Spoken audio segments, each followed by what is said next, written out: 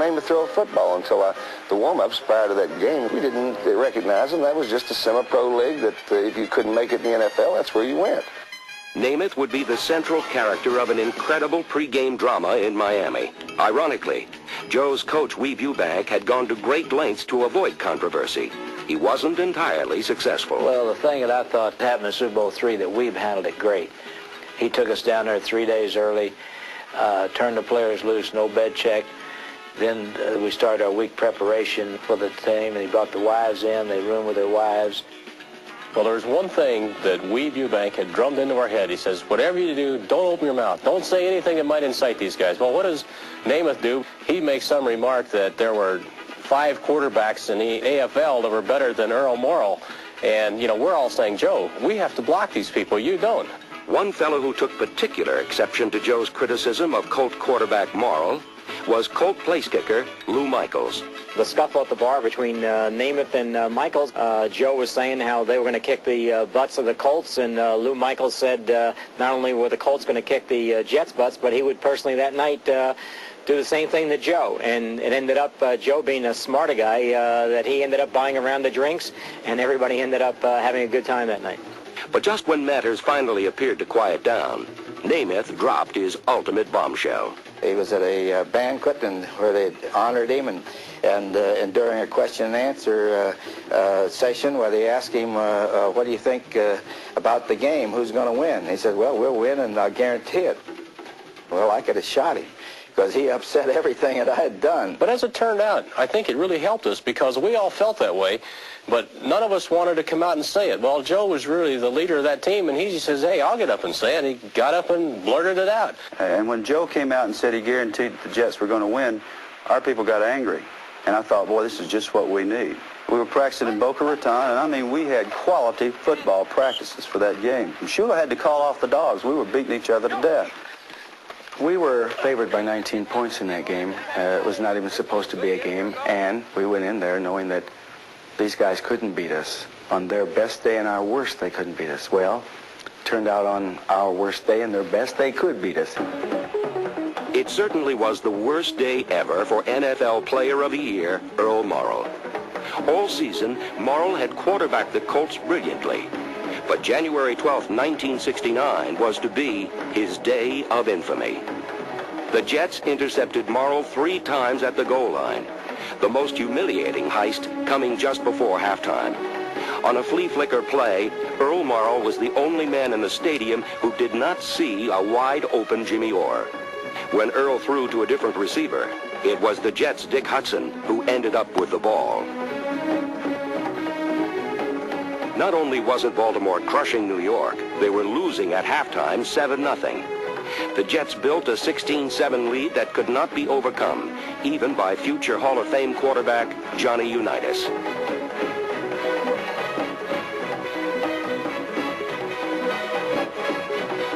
The day instead belonged to the swaggering and outspoken Joe Namath.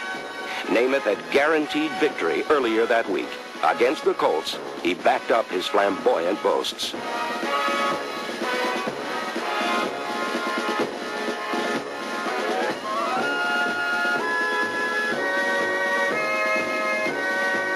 Namath on a handoff to Matt Snell. Snell at the 5, Snell at the 3, Snell touchdown! The clock has run out, and the ball game is over. There's the gun, and the Jets are champions of the football world. If Namath was the star of the Super Bowl III upset, the central character in Super Bowl IV between the Vikings and Chiefs was Kansas City coach Hank Stram. Come on, Lenny! Pump it in there, baby! Just keep matriculating the ball down the field, boys. Let's go there, baby! Push it on down! Stram prodded, encouraged, cajoled, and fired up the underdog Chiefs all game. Of course, having pro football's #1 defense at his disposal didn't hurt matters either.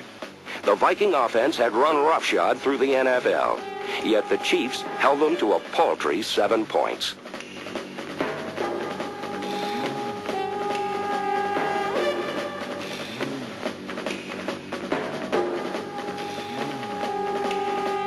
Although the play of the defense warmed Stram's heart, an occasional referee judgment elicited a cool rejoinder. Boy, that's a bad call. Mr. Official, let me ask you something. How can 6 of you miss a play like that, huh? All 6 of them. The ball jumped out of there as soon as we made contact, and nobody... I thought you were talking about you being on the field. No.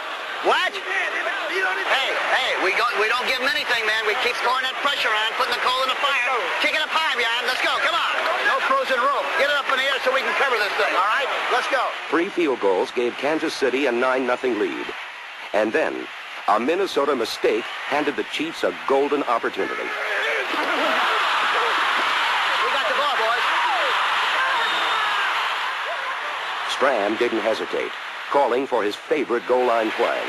65 toss power trap. Look for 65 toss power trap. What does it look like? Hey, look for a 65 toss power trap. Let's see what it looks like. Gloucester, tell him 65 toss power trap. Get in there for 65 toss power trap.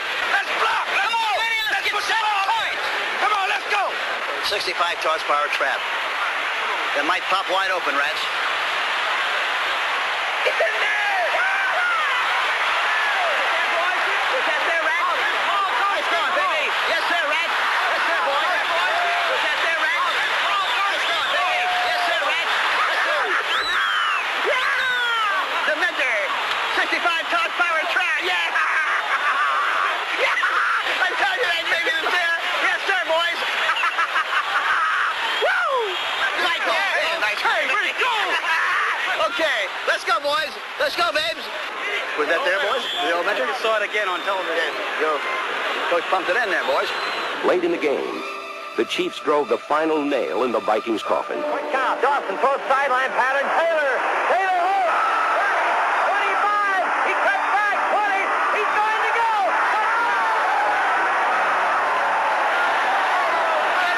That's it, Rats. That's it, boys.